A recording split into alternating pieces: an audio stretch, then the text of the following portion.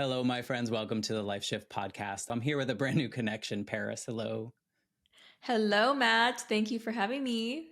Thank you for being here. And we were supposed to do this last week, and I appreciate you. We had a little snafu with the internet line here. So, we just roll with the punches here. That's what we do in this life. And I was just going to say that too. Like, I feel like life is like a bunch of punches that sometimes we have to just go, okay, I can absorb that and I can move through. And your story today, I think, is a series of punches, but also things that you've adapted to. And I think what I have learned in the Life Shift podcast journey, this is like 120 something episode that I've had the opportunity to talk to other people that I didn't know beforehand. And I've just learned the resilience that we have as humans, and the things that before they happen, we're like, I don't think I could survive that. Or we hear someone else's story and we're like, oh my gosh, that's so much worse than mine. But yet somehow we all kind of make it through. So it's just been so inspiring. And I know you're a podcaster and you've kind of felt the same way as well. Yeah, we were just talking about that, right? Because we hopped on and you said happy anniversary because today is the 4-year anniversary of my podcast, Live Well Bipolar. And we were talking about this because I said I didn't realize starting this journey, like how healing and therapeutic this would be for me. I was thinking, okay, I'm opening this stage up for others to share their experiences that can help others. But really, I was doing the same all along. And I feel like that's something that we can really relate to too on this journey of just what it even means to me and why I even started this. Like, why did I start Live Well Bipolar? Where was I before it? And where am I because of it? Yeah. No, I tell people this a lot. The idea of the show comes from the fact that when I was 8, my mom was killed in an accident, and my life was 100% different the next day because my parents were divorced. They lived in separate states. Like, nothing was going to be the same for me. And growing up, I always felt like I was the only one to go through that experience.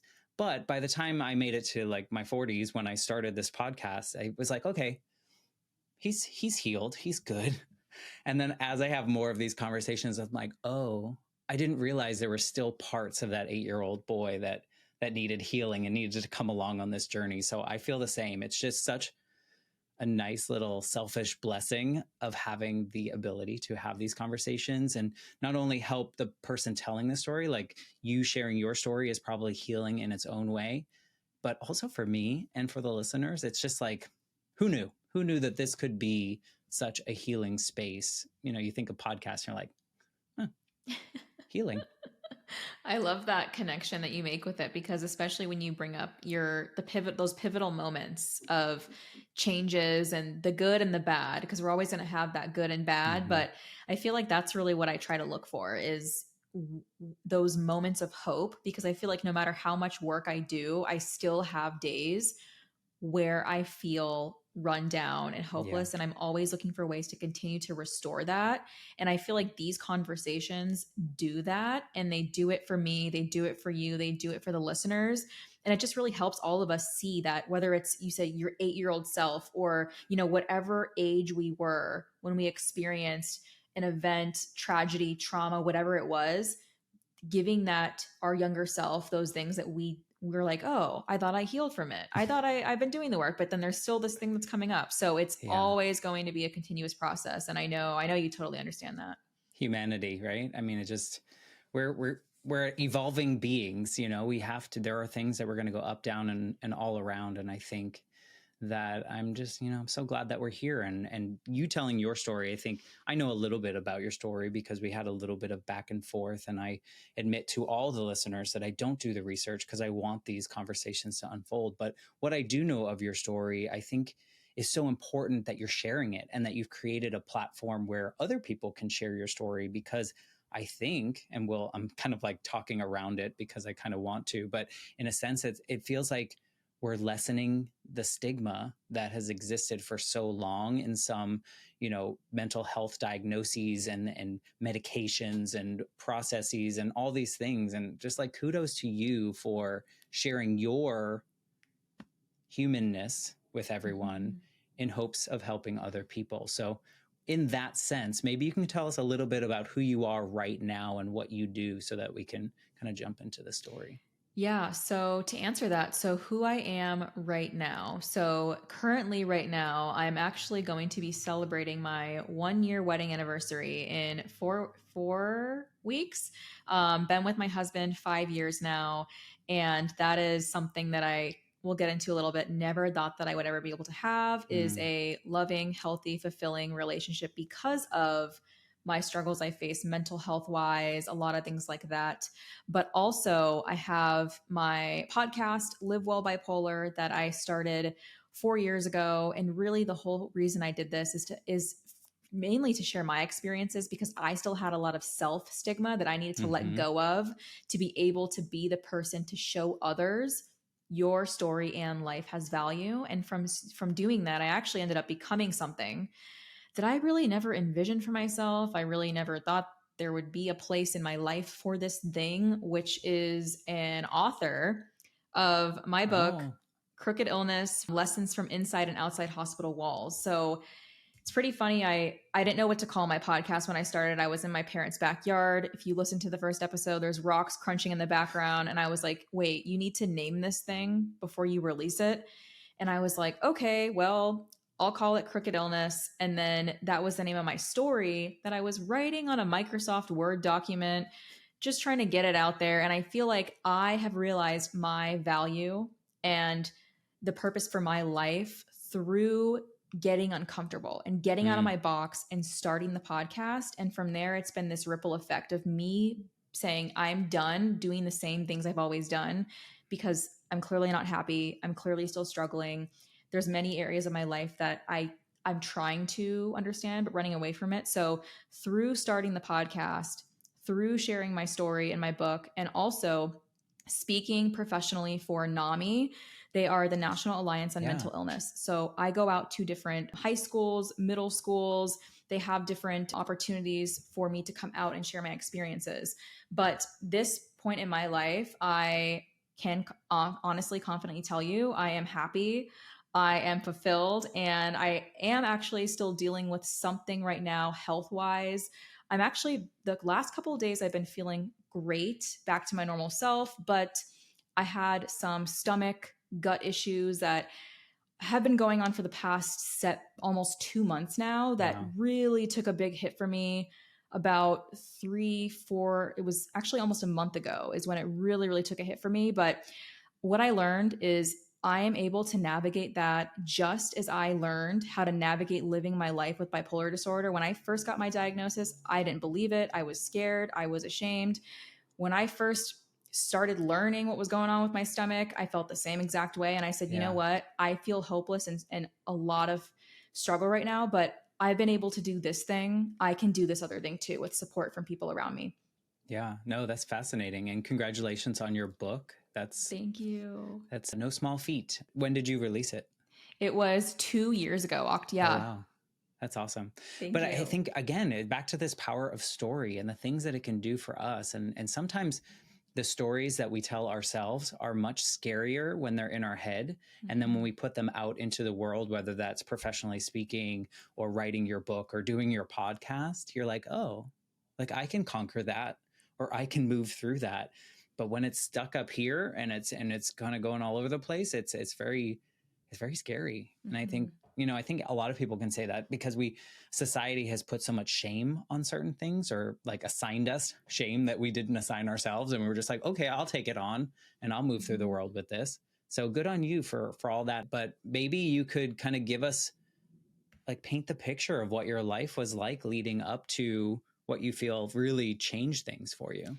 Yeah, so you actually said it perfectly when you said stories are often scarier when we tell themselves to ourselves in our head than to the world, and we say it and we do it out loud and we're like, wow, it's not really what I thought it was or what I made it into be. So, to give you some background on me, so I am 28 years old right now. I was actually first diagnosed with depression when I was 16 years old, and then I was not diagnosed until I was 19 years old when I was hospitalized, put on court ordered treatment with bipolar 1 disorder.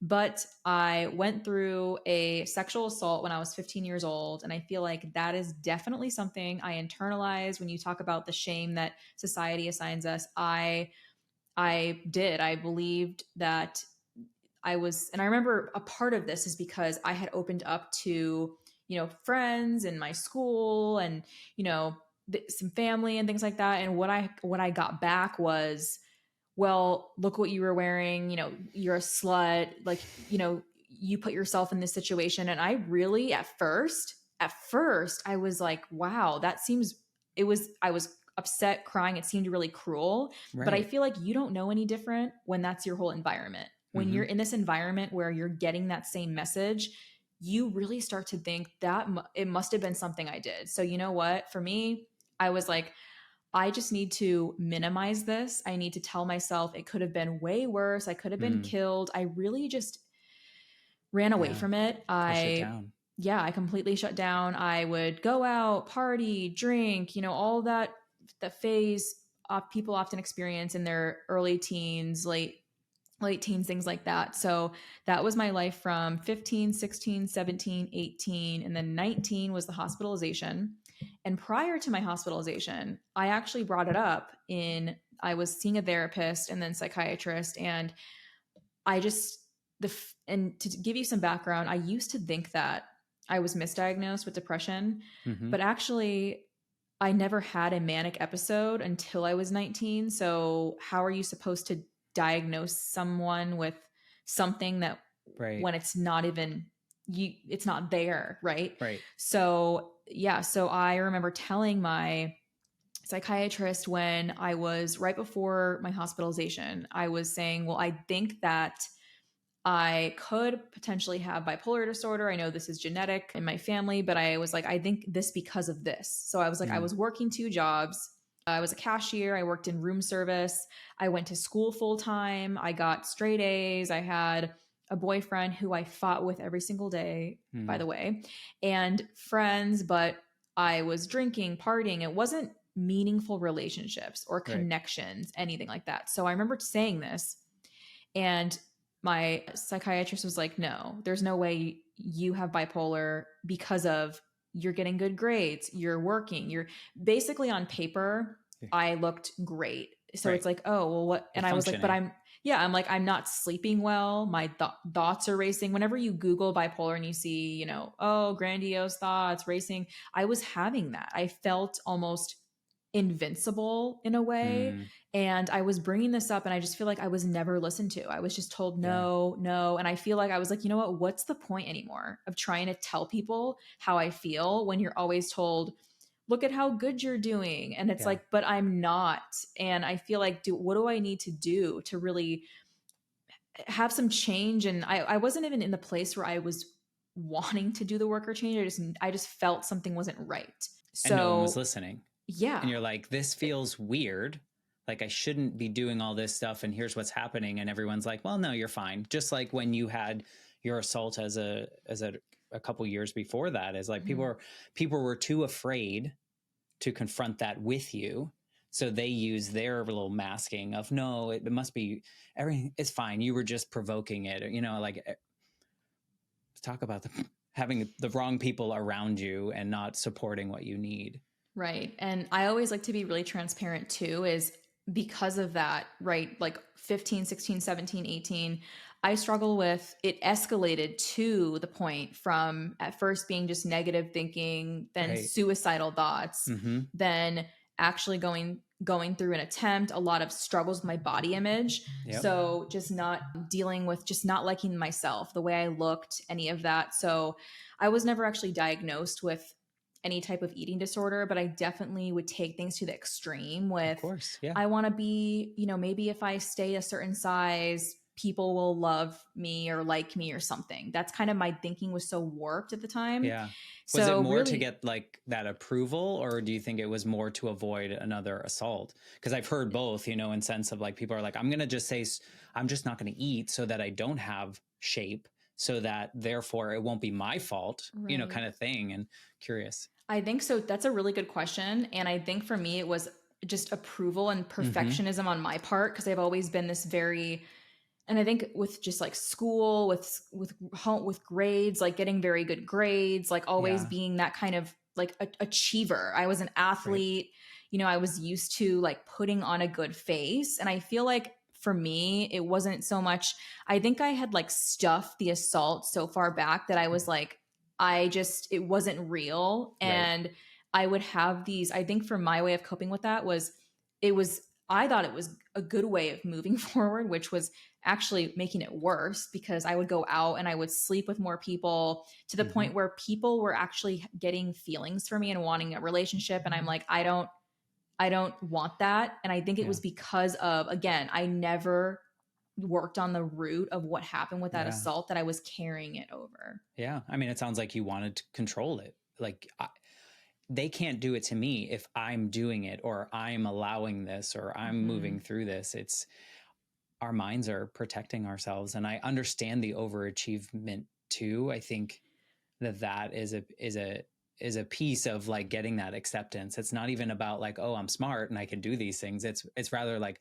I have to be as smart as possible so people don't dismiss me.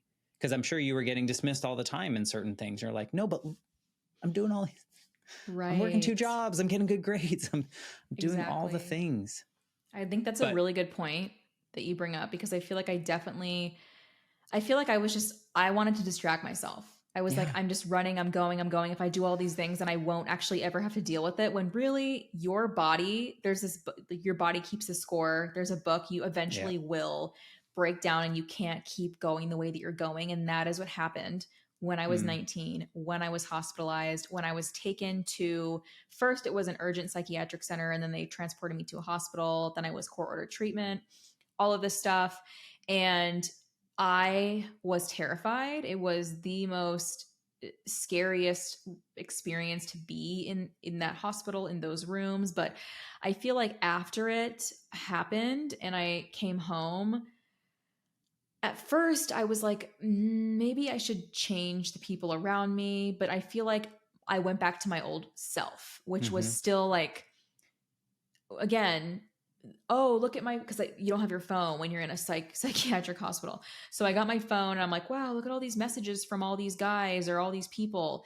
They missed me, but it's like, they don't really value you. They value the fact that you go out, you're wild, eccentric person to be around, and you're sleeping with them. They don't even want to take you on a date or actually get to know you. It's just, and I didn't even care. I really did not value myself. And I was like, I don't care if, I just was like, I just need to just, I just kept going. And I didn't realize how continuously that was damaging me when I finally did actually meet my husband 5 years ago. But that was when I was newly into doing the work. So that was 19 years old, to give you some context, the hospitalization. So then I came home from the hospitalization, 19, 20, 21, 22. So I had 4 years where I continued doing the same things. Let me just keep the same people around me, and it was also because I didn't have awareness into it.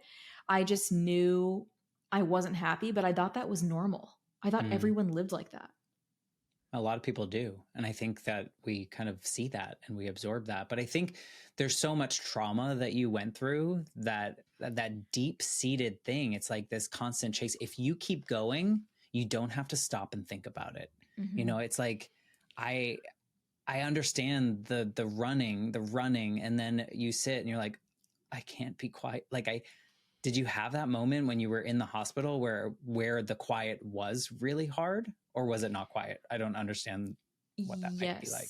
That's a good question. So it was not quiet, actually. Okay. And I didn't have, I feel like for me, that moment of quiet, and I think to understand your question, are you talking about that realization of just giving myself the opportunity to feel like I can, or what was it? Because I want to see. I mean, I'm curious if someone, I mean, the way you describe your life leading up to that moment was very chaotic in a way. Right. Like, it was just very, 99% of the time you're doing something, and you're doing something to the point that when it's time to go to bed, you're just so tired that you go to bed, and then you wake up and you just do. So I was thinking, and I do this because we see lots of movies and they show us this picture of, like the white padded room where it's very quiet and nobody's paying attention to you, where really it was probably just this noisy event where everyone's walking in every 10 minutes to not give you that silence. Because I think silence is scary for people.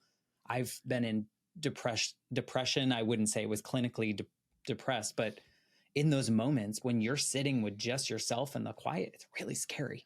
So now I totally understand what you're asking and hearing you break this down. So for me, that moment of silence looked like, which I haven't shared with you guys yet, but I actually went back and I worked at the same hospital where I was a patient at, where I got my bipolar diagnosis, where I was put on court order treatment. That for me, I had that moment of silence when I walked back in through those doors, and I was there to meet with, it's like, oh, you're here to pick someone up and, take them home, or, do their check-in on, the paperwork and all that stuff. Yeah. So that for me, that was my moment of silence, walking through those doors and seeing the place where this is where I was for 2 weeks. And in my mind, that felt like a year, because you really lose track of time. And I definitely was in psychosis. So for people who don't know what that is, you literally are not living in reality. You're completely removed and you're almost consumed with, it gets to the point where you're experiencing delusions that you full-heartedly believe this is fact. Yeah. And I was literally experiencing that during the hospitalization. So for me, that moment of silence, walking through those doors, and really also still knowing in my heart that I still wasn't comfortable sharing my story or my experiences. I still wasn't comfortable fully doing the work, but I was starting it. I realized in that moment of silence, I'm in the right place, but I need to start doing more for myself so I can show up. Yeah, because you probably saw in other people the slightly different version of you, and like with a different awareness, because I think we don't see ourselves in the moment. While you were telling that, I just had a side question of like, do you think an environment like that enhances a psychosis episode or whatever it's called? Yes. And I'll say that, well, and other people who've been in psychiatric hospitals might have a different answer. Their setting might be different, their environment. But for me, my experience was not good or positive. Yeah. I feel that way because I was put in a place where everyone is in crisis. Like I remember looking around me, and it was the person to my left just had been taken here after trying to commit suicide with rope burns on their neck. The person over here they just had their children removed from them for a child protective case.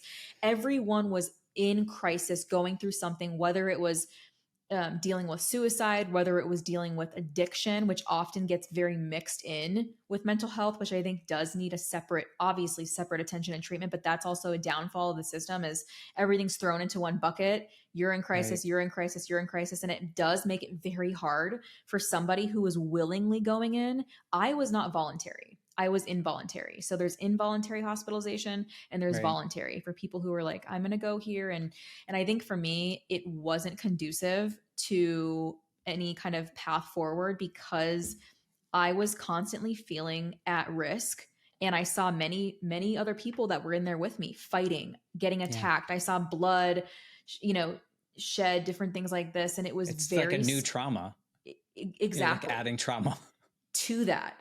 Yeah, it was scary. And I literally remember saying this when I was in the hospital, asking one of the techs working there, and they were like, what do you think someone's going to do? Come and guard your door at night? Like, I don't know why you think we're like bodyguards. And I was just like, I am actually afraid, because and I remember like, I outline everything in the book, like and I literally have in there's italicized versions in my book where it's literally giving the reader insight into how I used to speak to myself, to show people this is how sick I really was.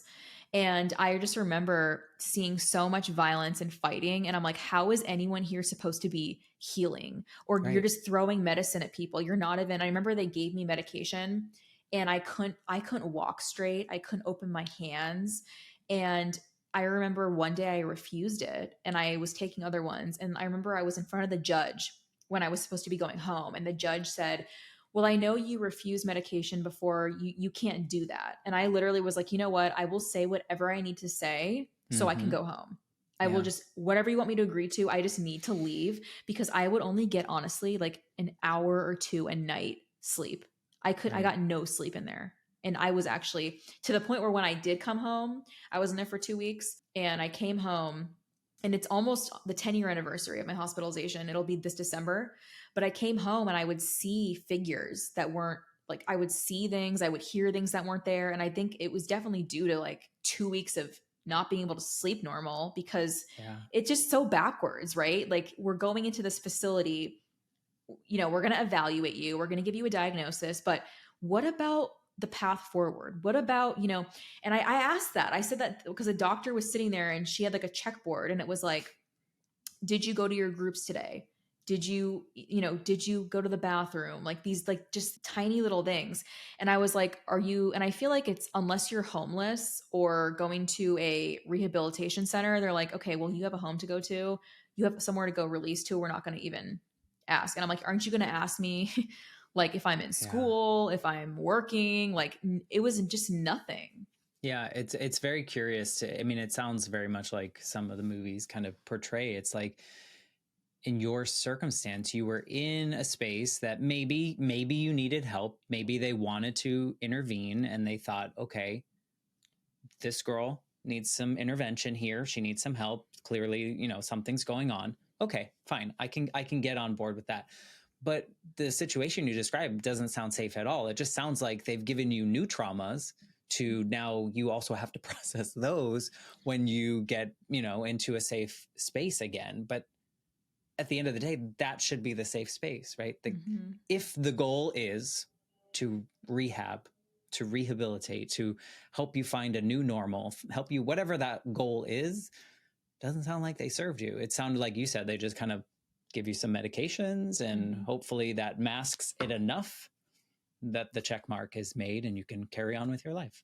Right. And see, that's exactly what I experienced when I went back and I worked there. I was like, I want to be able to tell the patients, the people that I'm like, Yeah. look, I was in this hospital. I take the same medication as you. And I worked with people of all ages. So I was, there's people who were under 18, or maybe like around 18 to like 60, 70 is the oldest I've seen. But I was told not to do that. I still had a lot of, trauma inside myself that I didn't feel comfortable saying. And also I feel like it just called into a lot of question, because I think back to when I was released from the hospital and I was put on court ordered treatment for a year. I had to go get my blood drawn like every month. They check your levels, make sure you're taking your medicine. And I had a case manager, and I think about her and I think about, wow, what if she told me that she also has a bipolar diagnosis and this is what she does? I feel like that would have helped me. Yeah. And it's also sad, also working in that industry, I did see a lot of things that really just disturbed me there's a lot of people working in that industry who shouldn't be working there, because I remember some of the staff would be like, oh, when you go out to do home visits, do not accept if they try to give you water or drinks. I'm like, so you're trying to say that they're trying to poison me? I just think you assume like anyone with a mental illness, or because I was diagnosed, so it's SMI, which is severely mentally ill.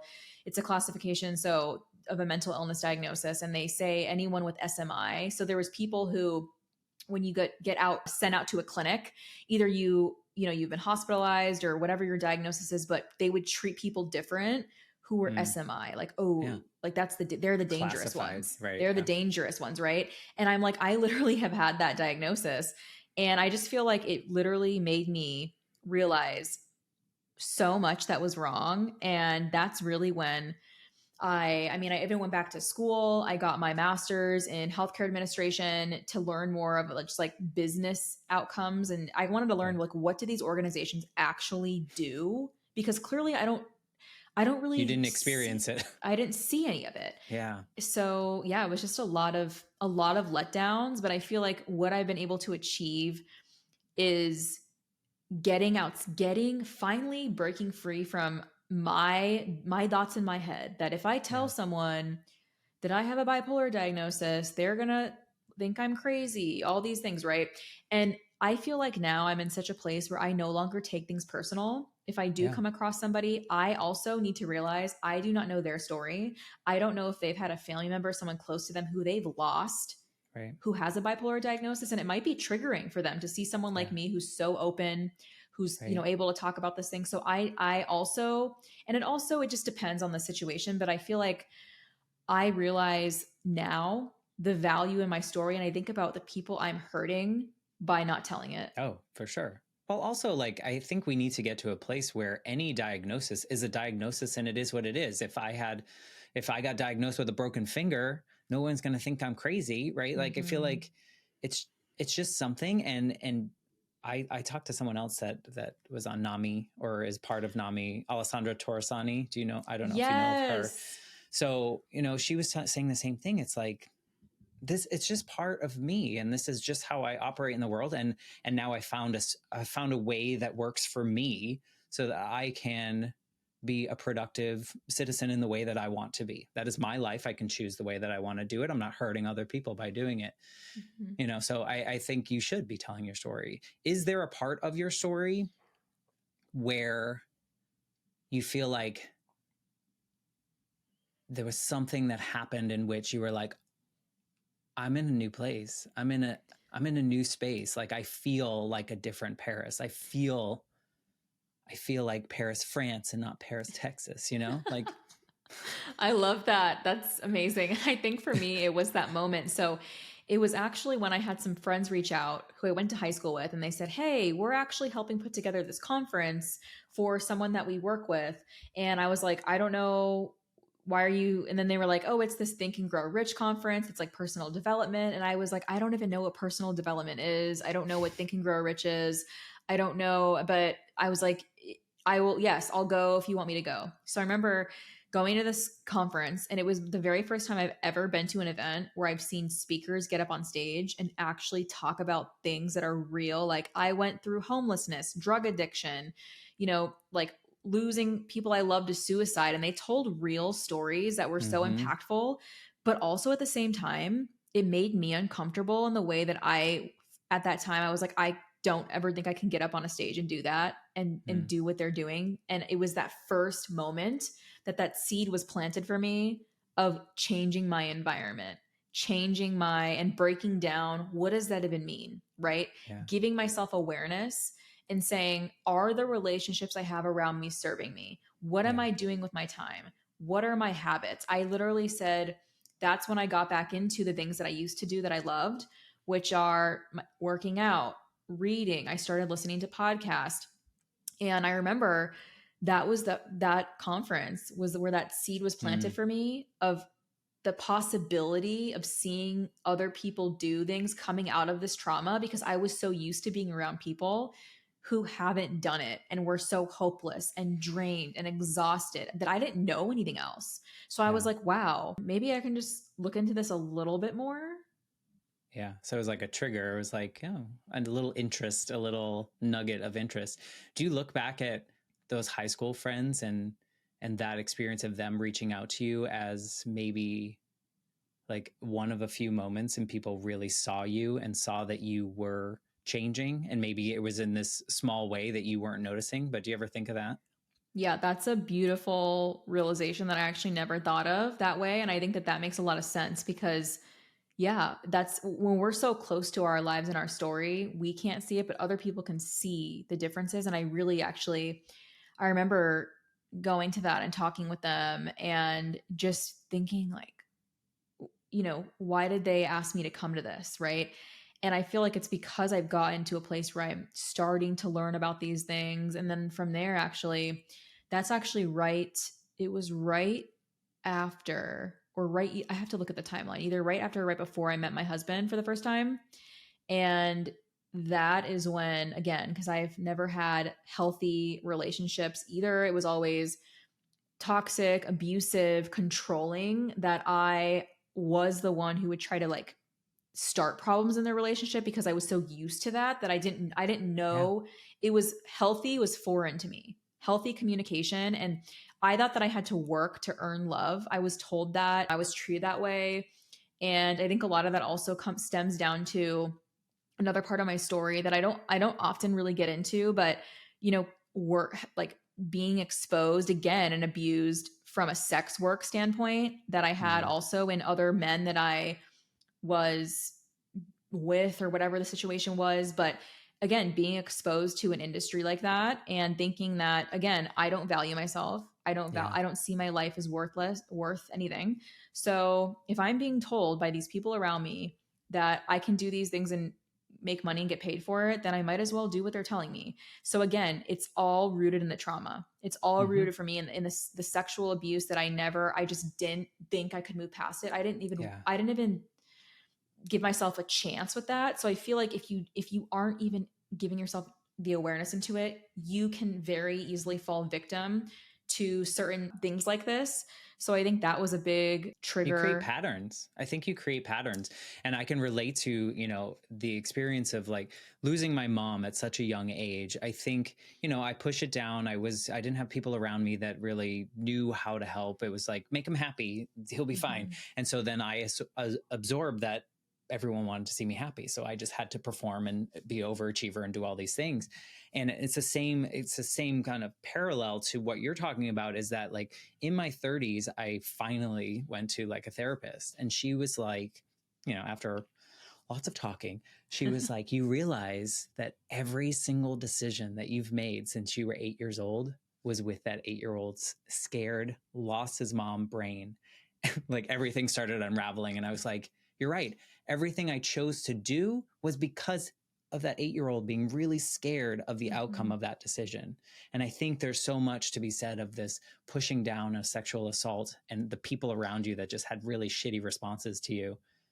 Like that probably still affects some of the decisions you make, even if you've made all these, you know, this progress. And there's something to be said to people listening that if you have something like that, if there's a possibility for you to start to unpack it, there's so much value in the growth that can come from it. It's scary. It's not easy, but a lot of our patterns are because of these things that we thought were something we packed away and is fine back there, you know? So yeah, I think that's a really interesting way to put it. Cause I feel like when I think back to my younger self going through that assault, and then also like after, I mean, when I opened up to people about it, I remember like walking through the hallways in high school and hearing, oh, she's a slut, or it's spread around, and people were thinking, and that's why I think it's so sad. Is I feel like for me to understand like losing people to suicide and these behaviors that people can exhibit,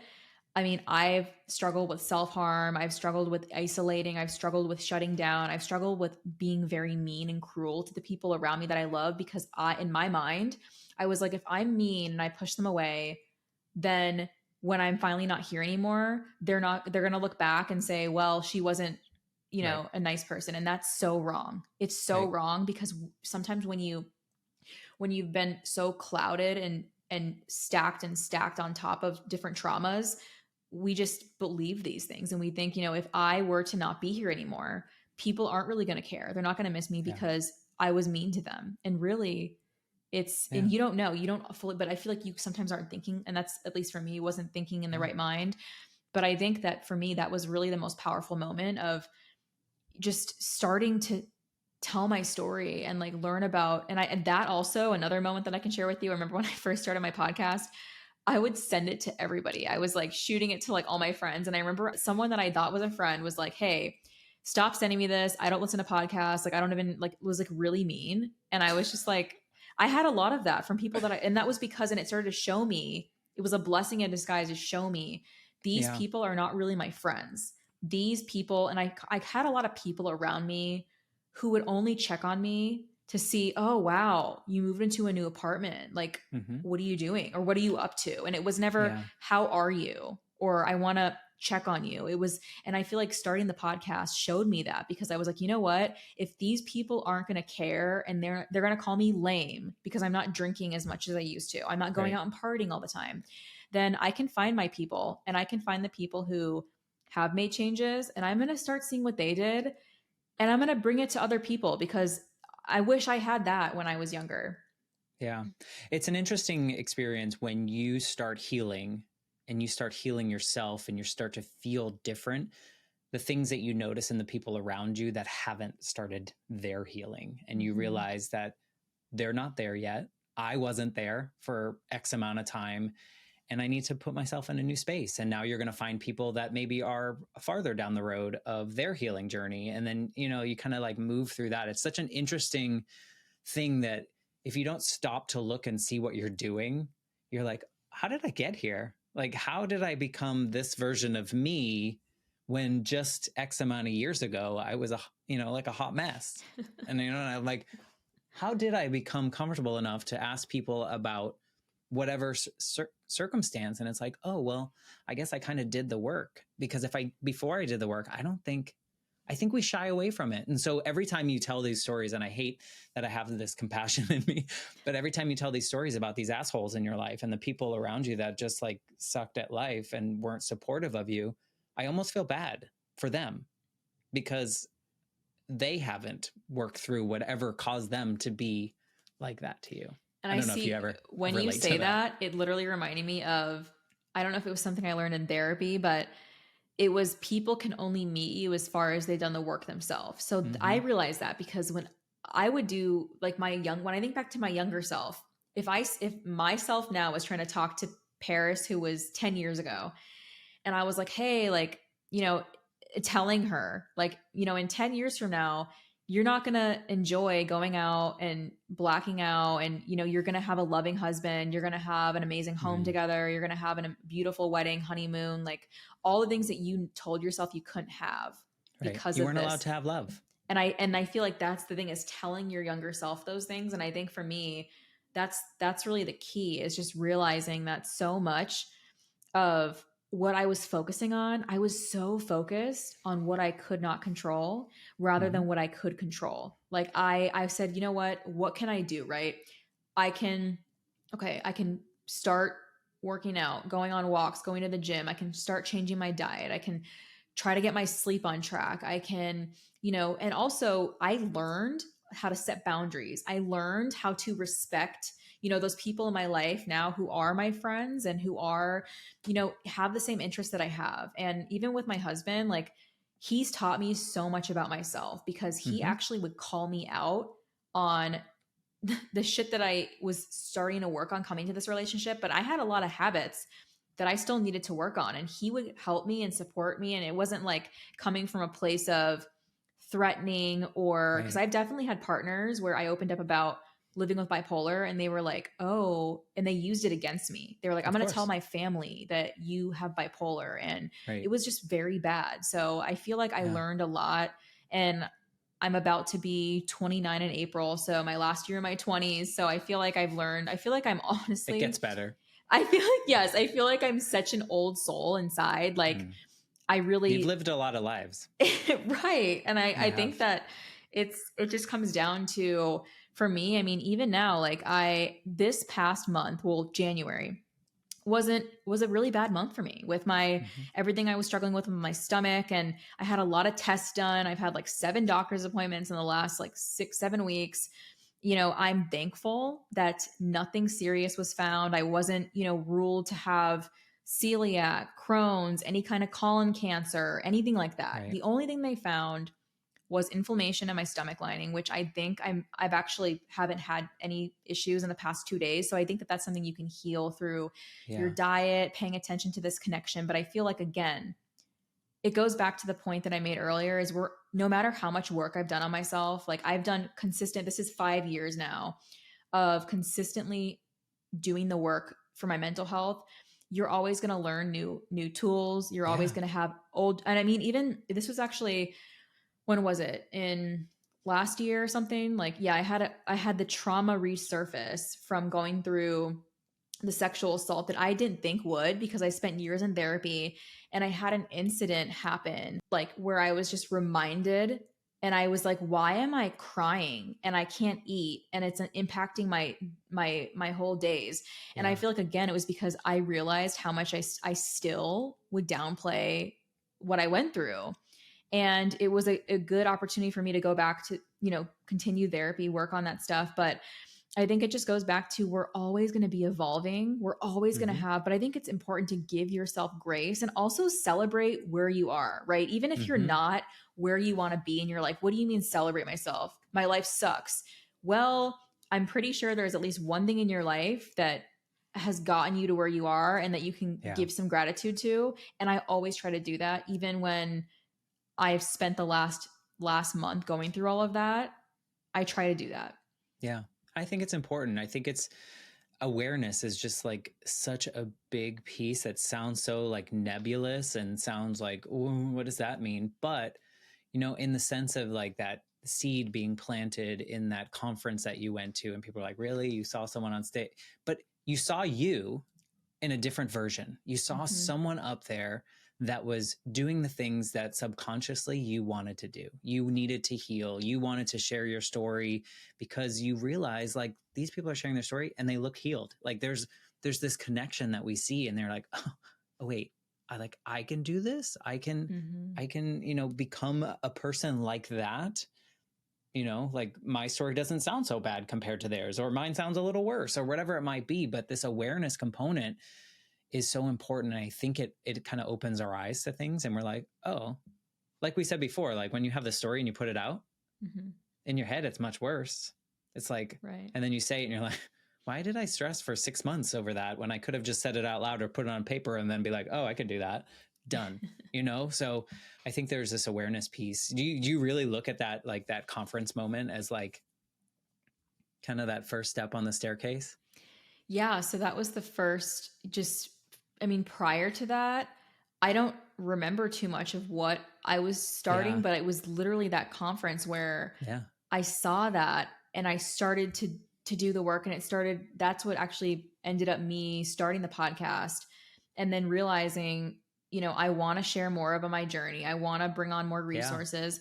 And I did have, you know, a lot of people that I thought were my friends. I've been able to now be in a place where I don't have any people around me at all who I have questions about. Back in the day, everyone around me I had questions about, but I was scared to say anything. I was scared. And I mean, even recently, it was like, it was last year. I had someone, you know, one of my other friends from like a while ago, but who was going through some things that was hard. And I feel like it's also knowing when to set the boundary, right? And if someone is, you know, being unkind to you or treating you in a way that is not what you're deserving, it's okay to let them know that. The old me wouldn't do that. I would just take whatever anyone says. But I feel like I went through a situation where I had to end friendships, and I said, you know, this isn't, I don't think this is right to me. And I'm going to share how I feel. And you know, you can still separate, but I think it's not putting up with that. You know, if you have a friend who is, you know, treating you badly, or, you know, not supporting, you know, decisions that you are doing to put your mental health first, you don't need to be around those people. And I feel like it can be scary, right? I mean, for me, it was when I was, but now I have no problem if I have anything like that anymore, because I know it's going to do more damage to me than good. Yeah. You have self-love, you care for yourself, and you want to make sure that you maintain that. And I think it's important. I think, you know, growing up, a lot of us were told like the more friends you have, the better you are, right? Like the more qualified you are as a person because you have X amount of friends. But really, it's about what serves you and what makes you happy. And I'm glad you're in this space, because I think there's a version of your life that could have gone a lot differently. Right. And I think that's like you said, like just looking back on things now, like I look at all my relationships from 10 years ago, and I mean, there was friends that I had since high school. And when I started to change and I started to say, you know, I'm not going to go out and drink every weekend. I don't want to do that. I don't want to. And now I basically don't even drink anymore at all. But I feel like it just, and also I think, again, it's important. Like I'm not someone who's ever struggled with alcohol, like to the point of, you know, it's severely impacting my life. But I don't like who I am when I feel like, oh, I need to go out and, you know, people are pressuring me to drink and it's a cool thing to do. I don't feel that anymore. And I feel like I had a lot of friends who, and they were not the same, like you said, like not healed, and they were going through their own traumas. And I was trying to help them and being like, hey, you know, they've had abusive boyfriends and they're still in these relationships. And this was from a long time ago, but you can't do the work for people. You can't. Yeah. And if they're not willing to do that, and it's, you know, bleeding over into you and it's hurting you, and, you know, they're called, like, I remember being called lame or I'm not fun because I'm not fun. Why? Because I don't go blackout drunk and go sleep with everybody in front of you. Like, it's just, that was not normal behavior. Yeah. And, you know, I've worked very hard to have a relationship, the marriage that I have now, because I really didn't think I could even be married or have a relationship because I was told that, and I was told I wouldn't have that, and I was scared because of my bipolar diagnosis. I didn't know if someone was going to want to have a future with me. So all these things that I told myself, I mean, I told myself I couldn't public speak. I do that now. So it's like, I'm like, I can't Right. do it. I'm too scared. But I was the one stopping myself because of my environment. Yeah. And again, when you're able to see that, the first step is seeing it. You need to be able to see It's it. awareness. Yeah. Right. Exactly. Yeah. No, I think it's fascinating. I have a side question.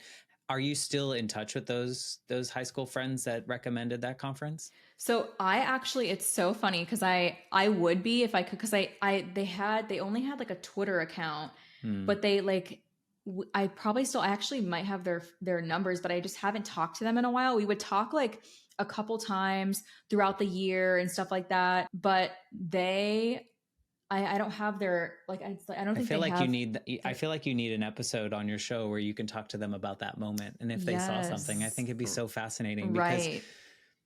what if they hadn't, what if they hadn't called you up and been like, here's this conference information, and they hadn't, done that. And you didn't take that step to go see these people that like had, redemption stories, if you will, from their own experiences that they've gone through. And then that light wasn't lit up in you. And, like all these things, these trickle, it's so fascinating how someone just seeing us for who we are and what we're doing and seeing the value that we're putting into the world and just telling us or an action like that can change your whole life. Like it always fascinates me to like find these little moments of like a love that kind of just like wasn't this overt experience of love. It was just like someone saw you.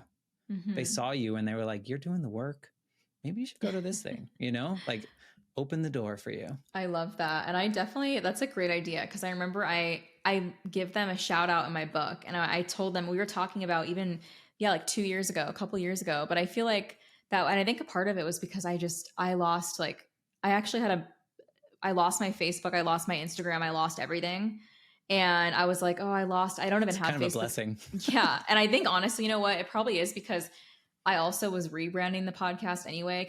And another thing that I want to give you guys a message on is start before you're ready. So I started the podcast. I didn't even have a name. I just named it my book, which wasn't even my book yet. So I called it Crooked Illness. Then I changed it to Master Your Mental. And now it's Live Well Bipolar. So I feel like a lot of people have this thing in them where I can't start a podcast or I can't do anything because it has to be perfect. Yep. You will literally go through changes, whatever, rebrands, and you don't need to be that way. And I feel like I used to be like, oh wow, look at me. I didn't do it right from the jump, but your people will always be your people no matter what you're doing. If you're speaking the messages they need, then that's all that matters. And I feel like that's something too, is start before you're ready, right? Start with boundaries, start with your relationships, with your habits, with getting the awareness. You don't need all the pieces to know what you need to move forward. Yeah. It's like anything. You're not great the first time you do anything. Like in most cases, whether that's your first time going to therapy, you're not great at sharing your story because you're close, and then the next time you go, you get better. Or the first time you do your podcast, it's like, oh, I won't go back and listen to that. But the second one, you're like, okay, it's a little bit better.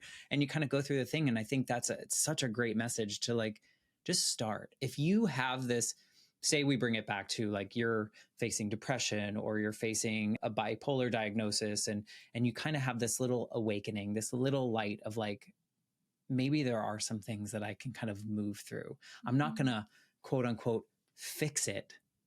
Like I'm not going to do one thing and then all of a sudden everything's perfect and like we can run down the yellow brick road. But, like one little thing. And then it just kind of, it snowballs, like things just get bigger and you get better and you feel different. And then you look back and you're like, how'd I get here?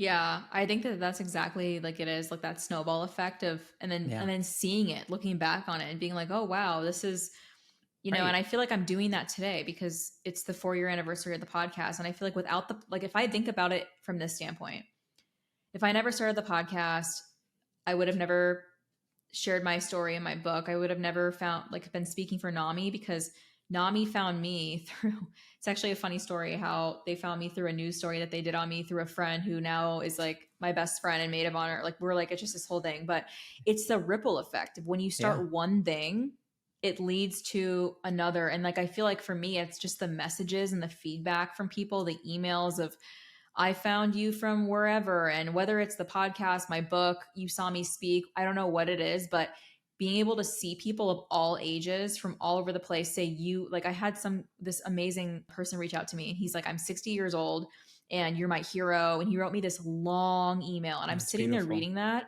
And I feel like sometimes I have moments where I'm just like, like when you're having a bad day, like, should I just stop doing this? Like, it's been 4 years, like, whatever.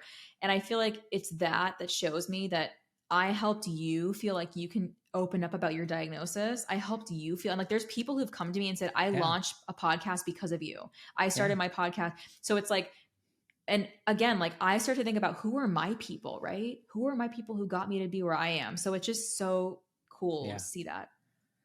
Yeah. I love a ripple effect, and we don't realize it until we stop and we look back and we see all the things that we've done.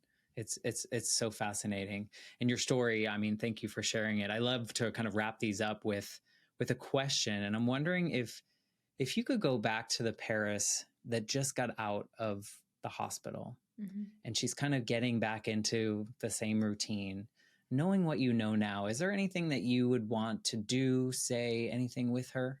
Yeah. So I would want to say that you don't need to feel like you need to stay where you are and tolerate the things that you've tolerated in terms of the abuse from these relationships. And really just say that, you will be in a place that you never thought you would. You will find love, happiness, fulfillment. You're on that path. It's going to still be hard. It's going to still be challenging. But I want you to know that your life does have value. Your Yeah. story does have value. And you are going to see that. And I'm going to continuously show up every day for you so you can see that along the way. And you did. Maybe you heard it. Maybe you just had to go through a couple speed bumps and then hit those speed bumps, show up to that conference, meet your now husband, and life kind of unfolds in the way it does. So thank you for sharing that. If people want to get into your orbit, read your book, listen to your podcast, what's the best way to kind of find you? So the best way to get in contact with me is Instagram. It's at Live Well Bipolar. Everything is there.